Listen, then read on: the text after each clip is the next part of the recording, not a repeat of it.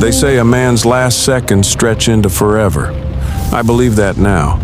I believed it the moment my car screamed off that highway at 140 miles per hour, bullets tearing through the night like angry stars. My name is Marcus Romano. They called me Blaze on the streets. I earned that name when I was 19, setting fire to a rival cruise warehouse with 12 men still inside. I never looked back at the flames. That was the rule in my world. Never look back, never stop moving, never show fear. I was a killer, a thief, a ghost in the underworld of Athens. And on the night everything changed, I was also a dead man driving. The city burned behind me. Neon signs reflected off wet asphalt, blurred into streaks of red and blue as I pushed the accelerator through the floor.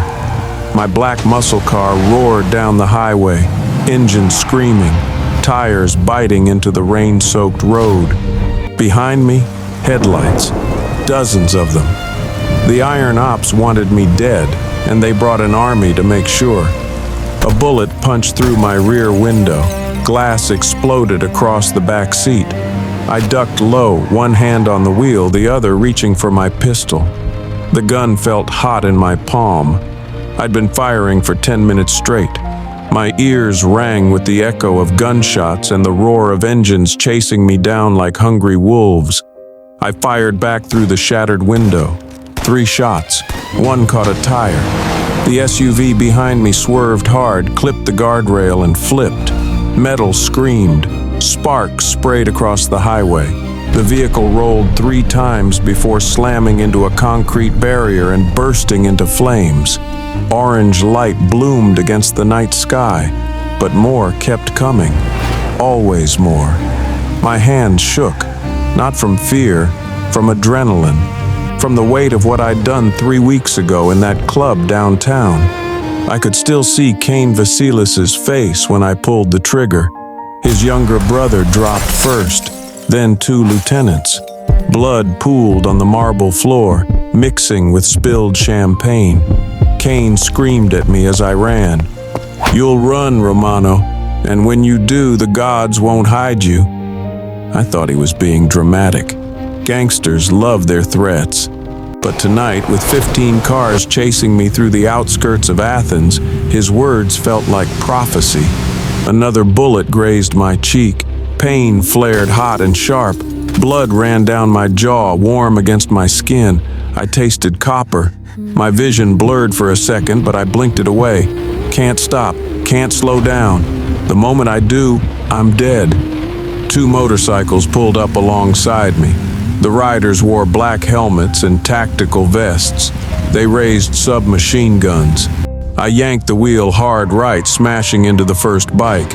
The rider went flying, tumbled across the asphalt like a broken doll. The second bike tried to brake, but my car clipped his rear tire. He spun out, crashed into the median, and disappeared in a spray of metal and fire. My engine coughed. Smoke poured from under the hood. The dashboard lit up with warning lights. I was running out of time, out of road, out of luck. The highway split ahead. One lane curved back toward the city. The other was a narrow dirt road disappearing into darkness. A rusted sign hung crooked on a chain-link fence. "Do not enter. Sacred site." I didn't think. I just turned. The car bounced hard as I left the asphalt. Gravel crunched under the tires. Trees closed in on both sides, their branches clawing at the windows. Fog rolled in thick and cold, swallowing the headlights. Behind me, the ops cars followed. I counted 6 sets of headlights cutting through the mist. Then, one by one, they vanished. First, the lead car. Its headlights flickered, then went dark. No crash, no explosion, just gone. Then the second, the third. Screams echoed through the fog, short, sharp, terrified, then silence. My heart hammered in my chest. I slowed down, gripping the wheel tight. Something was wrong, very wrong. My car sputtered, coughed, and died. The engine gave one last wheeze before the whole thing went silent. I rolled to a stop in front of a massive stone gate. Vines crawled up the sides, thick and ancient. Greek letters were carved into the stone, worn smooth by centuries. I couldn't read them, but I felt their weight. I sat there for a moment, breathing hard, blood still dripping from my cheek. My gun lay in my lap, 3 bullets left. I grabbed it and stepped out of the car. The air was different here, heavier, colder. The fog didn't move like normal fog. It hung in the air, still and watchful. I walked toward the gate, my boots crunched on gravel. Behind me, my car smoked quietly, ticking as the engine cooled. Ahead, darkness, absolute and endless. And then I saw them, statues, dozens of them, lining the path beyond the gate. Men frozen mid-run, mouths open in silent screams. A dog caught leaping. A bird with wings spread wide turned to stone mid-flight. Their faces, God, their faces, pure terror. I felt something then. Not fear, not yet. Just the slow, creeping realization that I'd driven into something I didn't understand. A whisper drifted through the fog. "You brought the war here, mortal." I spun around, gun raised. Nothing. Just fog and shadows and the oppressive silence of the forest. "Show yourself," I said. My voice sounded small, weak. The whisper came again, closer this time, from behind me, from everywhere.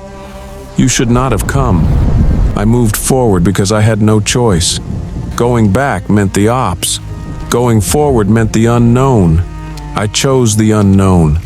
The path beyond the gate wound deeper into the forest. Trees pressed in close, their branches twisted and gnarled. The fog thickened with every step. My gun stayed raised, my finger resting on the trigger. 3 bullets. I hoped I wouldn't need them. More statues lined the path. I recognized one, Marco De Luca, one of Kane's lieutenants. I'd seen him at the club 3 weeks ago. Now he stood frozen in stone, eyes wide, mouth twisted in a scream. His gun was still in his hand, finger on the trigger, as if he'd tried to shoot something in his final second. I moved past him quickly, didn't look at his face, couldn't. The path opened into a clearing. In the center stood ruins, ancient columns half collapsed, stone walls covered in moss and carvings. The air here hummed with something electric, something alive. I heard water trickling. A pool sat at the center of the ruins, perfectly still, reflecting the pale moonlight filtering through the trees. The surface was like glass, smooth, untouched. And then I saw her reflection. She stood behind me. I froze, every muscle locked, my breath caught in my throat. I wanted to turn, wanted to run, but my body wouldn't move. "Lower your weapon," she said. Her voice was soft, almost gentle. But underneath I heard something ancient, something that didn't belong in the world I knew. I let the gun drop. It clattered on the stone. My hands shook. "Turn around," she said. Slowly. I did. Medusa stood 10 feet away, half hidden in shadow. Her face was human, beautiful even. High cheekbones, full lips, eyes that glowed faint green in the darkness. But her hair moved on its own. Serpents coiled and writhed around her head, hissing softly, their scales shimmering in the moonlight. I expected to turn to stone, expected my body to lock up, my skin to harden, my heart to stop. But it didn't happen. She tilted her head, studying me. "You should be dead," she said. "Yeah," I said. My voice cracked. "I get that a lot." She stepped closer. The serpents in her hair flicked their tongues toward me, tasting the air. I didn't move, couldn't. "Why aren't you stone?" she asked. I didn't have an answer. I just stood there, breathing hard, waiting for death. She circled me slowly, her eyes scanning every inch. Then she stopped, reached out. Her fingers brushed the side of my jacket. I flinched. She pulled back a piece of shattered mirror glass embedded in my bulletproof vest. It glinted in the moonlight. "Reflections," she whispered. "You're covered in them." I looked down.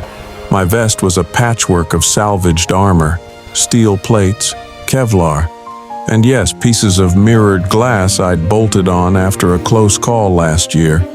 The shattered windshield from my car had coated me in more fragments when the bullets started flying. She laughed, a low, bitter sound. "Clever or lucky.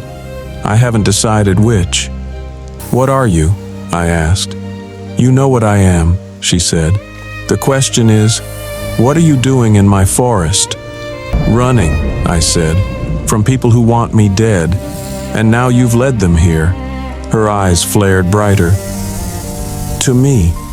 "They're already dead," I said. "I saw the statues." "Yes," she said. "They are." She turned away, walked to the edge of the pool, and gazed into the water. Her reflection stared back, perfect and still. "I don't turn everyone to stone anymore," she said quietly. "Not like I used to. Centuries alone change you. My curse evolved. Now I feed on fear. Those who come with hate turn to dust. Those who come with fear live, barely." "I wasn't afraid," I said. She glanced back at me, amused. "Liar, you're terrified. But not of death, of something else."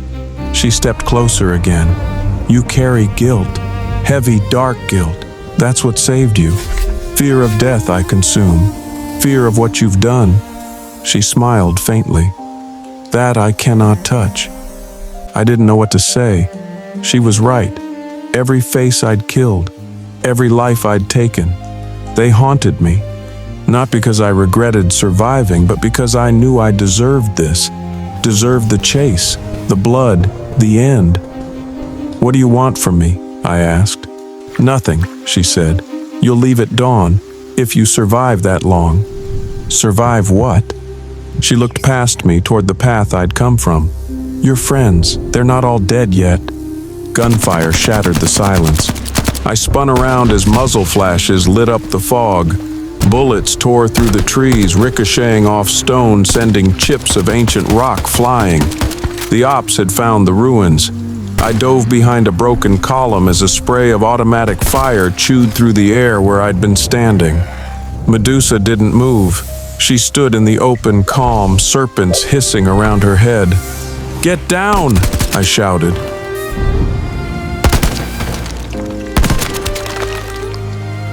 She smiled. "No need." 3 men burst into the clearing, guns raised. They saw her and froze. Not from her curse, from shock. They'd never seen anything like her. "What the hell?" one of them started. Medusa turned her gaze on him. His body locked, his skin rippled, turned gray, then hard. In 3 seconds, he was stone. His finger was still on the trigger. The gun clattered to the ground. The other 2 screamed and opened fire. Bullets ripped through the air. I ducked lower, hands over my head. But Medusa didn't flinch. The bullets hit her and passed through like she was smoke. No blood, no damage. Just wisps of mist where the round should have torn her apart. She raised one hand. The serpents in her hair lunged forward, impossibly long, impossibly fast. They wrapped around the second man's throat. He choked, tried to scream, and turned to stone mid-breath. The third man ran, didn't make it 5 steps. Medusa's eyes flared bright green. He stopped, turned, looked at her. Stone. Silence fell again. Just the crackling of distant fire and the soft hiss of her serpents. I stood slowly, heart pounding. She turned to me. "You see now," she said. "This is what I am, what I've always been." "You're a weapon," I said. "I was a priestess," she said. Her voice hardened. "A woman, a daughter. They cursed me for beauty, for something I didn't ask for. Athena punished me because a god desired me. Poseidon took what he wanted and I paid the price. They called me monster, locked me here, forgot me. She walked to the pool again, staring at her reflection. For 2,000 years I've been alone, watching, waiting, feeding on the fear of intruders. And now you come, a killer with a guilty heart. You don't fear me, you fear yourself. I didn't deny it. She was right. Why are you telling me this? I asked. Because you're the first person in centuries who's listened. She looked at me. And because I'm tired. Tired of what? Existing. The word hung in the air like a weight. She knelt by the pool, touched the water with one finger. Ripples spread across the surface. There's a prophecy, she said. An old one. It says a man will come who cannot be turned to stone. A man consumed by sin but fearless before death. His arrival will signal the end of the curse. I stared at her. You think that's me? I don't know, she said. But you're the only one who's ever survived. More gunfire erupted from the trees. Shouts, engines. The ops were regrouping. They'll keep coming, she said, until they kill you, or I kill them all. Let them come, I said. I'm done running. She looked at me for a long moment, then nodded. Then we end this. Together. The next wave hit hard. 7 men, armed with assault rifles and flashbangs. They moved like soldiers, covering each other, sweeping the ruins with tactical precision. I fired first, dropped one with a headshot. 2 bullets left. Medusa moved like smoke. She drifted between them, serpent striking, eyes glowing. One man turned to stone. Another screamed and fired wildly. She reached out, touched his face gently, and he crumbled to dust. I took cover behind a column as bullets tore through the air. I fired again, caught one in the chest. He went down hard. 1 bullet left. The last 4 regrouped near the gate. They threw flashbangs. White light exploded across the clearing. I squeezed my eyes shut, but the light burned through my eyelids. I heard Medusa hiss in pain.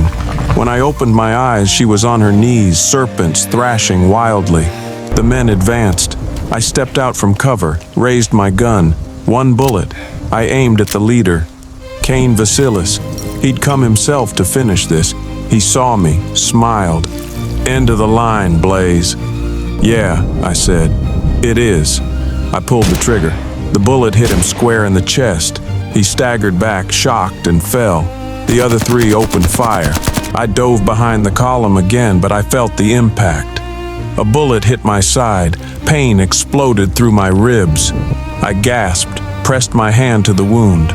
Blood poured through my fingers. Medusa rose. Her eyes burned brighter than before. The serpents in her hair grew longer, thicker, fangs bared. She screamed. Not a human scream, something primal, ancient. The ground shook. The statues lining the path cracked, then shattered. Green light poured from the ruins, swirling around her like a storm. The 3 men turned to run, too late.